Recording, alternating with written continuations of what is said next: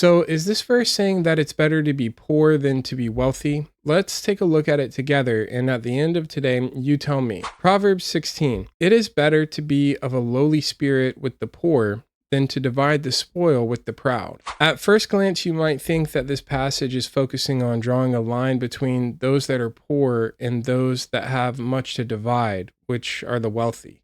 And so you might think that scripture is saying that it's better to be poor than to be rich. But this passage is not actually describing wealth as the thing to be warned against. There are certainly people in the Bible that are considered to be wealthy. We can look all the way back to the person that scripture refers to as the father of the Jews, which is Abraham. Abraham is referred to as being rich in silver and gold. There's even a time when he conquers the armies that defeated Sodom, and he's offered a fortune.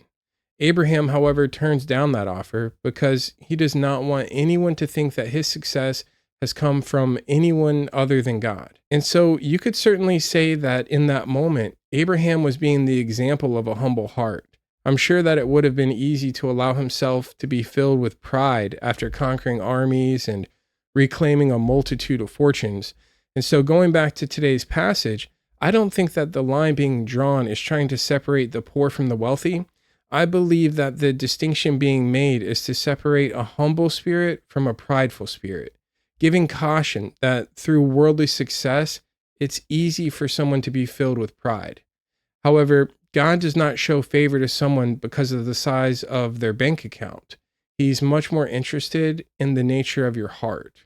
So let's jump a few chapters ahead to Proverbs 28. Better is the poor that walketh in his uprightness than he that is perverse in his ways, though he be rich. I think this really complements the point that I'm making with scripture today, and it's also a great example of how we can always gain a better idea of the context of scripture by reading more of it. So if you like today's message and you want to see more like this, hit the subscribe and like button, and we really appreciate the support.